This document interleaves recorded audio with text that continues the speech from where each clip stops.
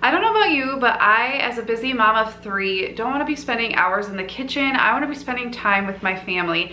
And so as the wife of a busy chef who knows his way around a kitchen, and also a former daycare provider who worked 50 hours a week watching up to 10 kids a day, I know a lot about saving time in the kitchen, saving money, and making the most of your precious minutes spent cooking and cleaning in the kitchen. So today I'm going to be sharing my top 10 tips with you for saving time and money in the kitchen. So tip number 1 is to invest in a couple products that will save you time. Now, we have all heard about the Instant Pot. It's amazing. You can use it as a crock pot, but you can also use it for things like sauteing, searing meat, and things like that before you cook it in the crock pot, which I love because I hate a crock pot recipe that also requires a bunch of steps beforehand. You can do it all in the Instant Pot. You can also take meat like chicken from frozen to shred it in 30 minutes. It's amazing.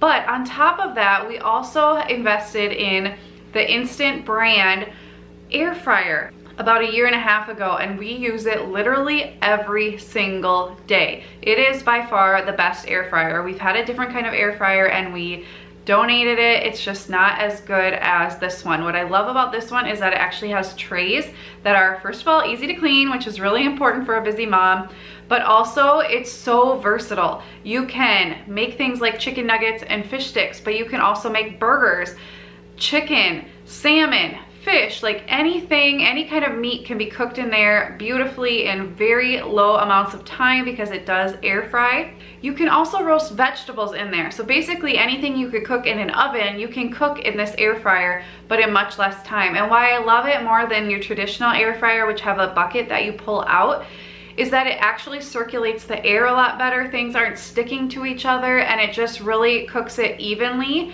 and it's so much easier to clean because you literally take the trays out, you put them in the dishwasher, and you are done. It does take up some space on your counters, but it's so worth it. We use it all the time. It is a wonderful addition to your kitchen if you are a busy mom. Tip number 2 is to spend some time organizing your pantry. I recently went through and reorganized my entire pantry. Did I mention my husband also has a baking business out of our home? So our kitchen and pantry really need to be in tip-top shape for our family, so we're not losing things, we're not overbuying things, and we're not getting overwhelmed. So definitely take some time to organize your pantry. Use the door space if you have a pantry with a door. Get some organizers on that door so you can easily see things. Kids can go and grab things, and it's just so much easier when you know exactly what you have and you can find everything easily. You don't need a lot of money to do this. I use a lot of Dollar Tree products and just little gift tags for the labels, and it will just help you so much when it comes time to cook. It also helps your kids know where everything is so they're not going in there and ransacking everything when they're looking for a snack and they're hangry. Everything has a place, so definitely take some time out of a weekend and organize your pantry, get it really functioning well for your family. This tip is probably pretty obvious, but put items where you use them. So for example, we have an island in our kitchen and we do most of our prep work there. So all of our measuring cups and spoons are right in the drawer, so we don't have to be walking around when we're measuring things. We also have a cabinet right below with measuring bowls, strainers, and we have our baking dishes right under there, so as we're like scooping and things like that, we can just easily grab it and it's right there.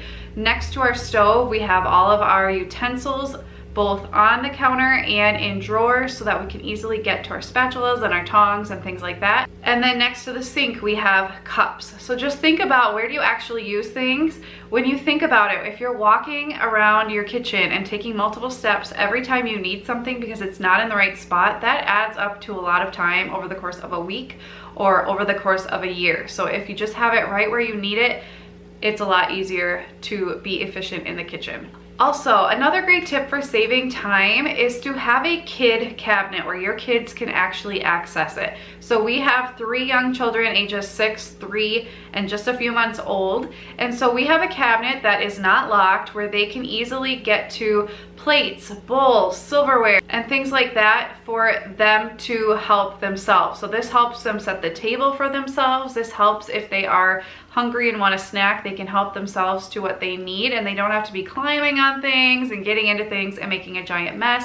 And it's also helping them be self-sufficient, which is a win-win. One way to stay on top of having a clean and orderly kitchen, especially if you work from home or you are a stay-at-home mom and you're constantly using your kitchen throughout the day, is to clean as you go and clean after every meal. Now this seems like it's taking you more time, but the more you stay on top of it, the less mess you'll have, and by the end of the day when you're really tired, you don't have to do anything extra. So what I do after every meal is I clean the countertops that we've used. I mean, I don't take everything off of like the surrounding counters, but just anywhere we've used, I clean it off really quickly, and then I'll run a sweeper vac. So another great thing is to invest in a sweeper vac. They're not very much money. I use the Shark version. We've used it for years. It even picks up cottage cheese, you guys, cottage cheese. And it was essential with my daycare to not have crumbs everywhere all the time, and it's a lot less time consuming than sweeping. And we also invested in a crosswave this year, and let me tell you, it's wonderful. What I love about this is it cuts your floor cleaning time in half when it's time to mop. You do not have to sweep or vacuum before you mop. You just take the crosswave out and it vacuums up the crumbs and mops your floors at the same time. It's wonderful. We got the cordless version, which is more money, but it just even saves that much more time. And then as far as cleaning as you go, one thing I always do when I am done with a dish, instead of putting it in the sink, I put it in the dishwasher. It really doesn't take much more time, but it saves me time at the end of the meal. As I'm waiting for my kids' food to cool down before I serve it, I'll just quick go around and put things away, put things back in the fridge. I kind of just leave a pile of stuff that goes back in the fridge so I can just do that all in one take. If I have stuff that needs to go to the pantry, I just put that in one spot of the island, and then I do that all in one trip, so I'm not running back and forth. And like I said earlier, all those little seconds add up to a lot of time. And then if you're really making something that's taking some time to cool off, you can even do the sweeping and vacuuming in the kitchen part away from your table and clean the counters at that time too. So all you have to do is under your table or wherever you eat with your family after the meal is done. If you're not new to my channel, you've probably heard me talk about meal planning. Ever since I was a daycare provider, meal planning has been so essential for me. But some of my tips when it comes to meal planning are to meal plan on a monthly basis. This saves me so much time and brain power that I plan out the whole month in advance, because I hate meal planning, and so I only have to do it once a month. And then I will sit down every week to make my grocery list, and I can tweak it, but it saves me so much brain power and time on a weekly basis to not have to be looking up recipes and getting out cookbooks and rethinking of, okay, what do I have going on this day and this day? I've already done all that forethought once a month, so I don't have to do the heavy brain work it takes every single week, and it saves me so much time when it comes to my weekly meal planning. It just takes me a few minutes and my grocery list just magically creates itself and I'm good to go. Also, I love to cycle meals. So what I mean by this, plan the same breakfast every single week or have like a 2-week rotating schedule. Same for lunches. If you are cooking for your kids or making their school lunches, plan a menu that cycles itself. So it can be a weekly, a monthly, an every other week cycle, but it just saves you so much time to not have to be thinking every single time you sit down to meal plan, okay, what are they gonna have this day and what are they gonna have this day? You've already planned it out on a routine basis and you never have to really rethink it. It's amazing. You can do the same thing with suppers if you want on a monthly basis. The sky is the limit, but the more you can just make something a routine, make something a cycle, the less time you have to spend thinking and the more brain power you have for your kids. Okay, I know I'm talking to some of you moms that when you go to cook or your husband goes to cook, my husband usually does the cooking in our house because he's better at it, there are little people all around you pulling on you, wanting to show you things, wanting you to come see something, wanting to help. And I don't know about you, but at the end of the day is not the time I want my kids to help. I am crabby, my husband's crabby, we're tired. If we want them to help, we'll do that earlier in the day or on the weekends. But for us, having them help with meals just leads to us being stressed. I know some of you can do that and it's great. But those of you who get really stressed out with your kids helping in the kitchen, I would recommend to divide and conquer. If you're both home, if you're a 2-parent family, one of you deals with the kids and one of you deals with the cooking. And if you are a single parent family or there's only one of you home when it's time to cook, set something up for the kids to do. Now, when we divide and conquer, I do this as well. I will take something and set it up for my kids to do in the dining room. They like to be near the action, but we don't want them in the action, disrupting what's happening and making us frustrated. So we have 2 cabinets actually full of activities our kids can do at the table. Maybe you have bins of toys in your living room, maybe you take them somewhere else, but I would just recommend really thoroughly thinking out what you want your kids to be doing while you're making a meal. Maybe you use that for screen time. That's totally fine, no judgment. We just tend to have screen time earlier in the day, so we like them to do an activity of some kind.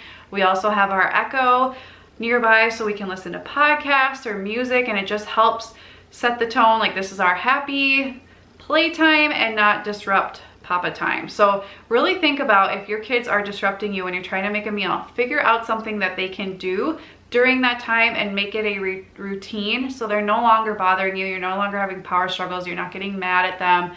It's a happy family time where everybody has something that they're doing. One thing that has saved us now that our oldest daughter is a little bit older and we do have activities a couple of nights a week when it's not a crazy pandemic, we like to have go-to meals for those nights. We choose breakfast for supper, so that's something we have every single week on the same night when the girls have dance, and this just helps us. It's quick and easy, it's healthy, the girls love it, and it takes very little time. Some other ideas for quick and easy meals for busy nights are sandwiches, tacos, a 1 skillet pasta night. Maybe it's a quick crock pot soup that you make ahead before work and it's ready when you get home, or maybe you dine out on those nights. But just really think about what are your busiest nights, what can you have in your meal plan that you cycle through every time that you have every single week. It just saves so much brain power and time to have the same meal on those days. That's quick and easy and everybody knows what to expect. I think with the pandemic, a lot of us have started to use and love grocery pickup. If you are in an area where they can even deliver, that's even better. But I would highly recommend grocery pickup. For me, it saves us money because I'm not going into the stores and being tempted to buy this and that and the other thing that we don't actually need or use. But it's also saving so much time because I do all my grocery shopping while I'm meal planning once a week, going through and just finalizing our meal plan, writing up everything we need, and then putting it on my Instacart app. And then I'm done shopping. One of us just needs to pick it up. I don't actually have to go spend time going to the store and buying things. Another quick tip, and I don't know if this is okay to share, but I'm gonna share it anyway. We do not live in a place where Instacart provides service, so I was not able to sign up for Aldi pickup. I already knew they couldn't deliver, but I wanted to sign up for Aldi pickup to save money because we love Aldi, but I didn't want to be able to have to go into the store, but they weren't allowing me to sign up because I didn't live in the right zip code. So a little hack is to find a business address that you know isn't going to be using like Instacart for picking up groceries, and use that address to sign up. That's what I did, and it's worked really well. So now I can actually go pick up our Aldi, even though we don't live in an area that they serve. Hopefully Instacart will fix that little glitch, because I don't think that makes a lot of sense that you can't go pick it up if you don't live in the right zip code, but that's a little workaround if you're looking for one. Another thing we like to do is make bulk breakfasts on the weekend. We were getting in the rut of making a lot of like free bagels and frozen waffles and things like that we buy from the store, but I really wanted my kids to have a little bit more substance and nutrition in the morning. So I like to, on the weekends, like once a week, I will do a different type of food. So on Saturdays, usually I will, 1 week a month, I will make extra pancakes. I'll make them pancakes on that Saturday, and then I'll make a bunch of extra to freeze. The next week I will do waffles. The next week I will do some kind of like oat muffins, and then the next week I might do egg muffin bites, and then they will stay good in the freezer for the month, and then every month you just cycle it out. I love the egg bites because then I don't have to be making eggs in the morning. You can just take a muffin tin, and I will link to a recipe below, but basically you can mix in eggs, cheese, any kind of vegetables, any kind of meat, and then you bake them, and then you pop them, you know, into your freezer, and then all it takes is a little bit of time in the microwave in the morning, and you have fresh cooked eggs ready to serve that you didn't have to cook over the stove in the morning. And I know with kids going off to school or starting distance learning right when they wake up, quick breakfasts are the way to go, but we want them to be nutritious. I also love adding protein pancake and waffle mix in so that they're getting more protein. So that's really nice when I'm making them myself. I can use that kind of mix, and then just like everything else, you just make extra and then you freeze it. Pop it into the toaster, pop it into the microwave in the morning, and it's ready. So those are my top tips when it comes to saving time in the kitchen as a busy mom. I would love to know your tips as well. I love the community here. We're always sharing with one another. Since YouTube has disabled my comments, please head over to our community tab. I will have a link in the description so you can find it easily and keep the conversation going there. You just have to look for the thumbnail for this video and you can comment there. And I love to hear your tips along the way. Thank you guys so much for watching. I would love if you would like this video and subscribe if you haven't already. And as always, thank you so much for watching. I'll see you next time. Bye.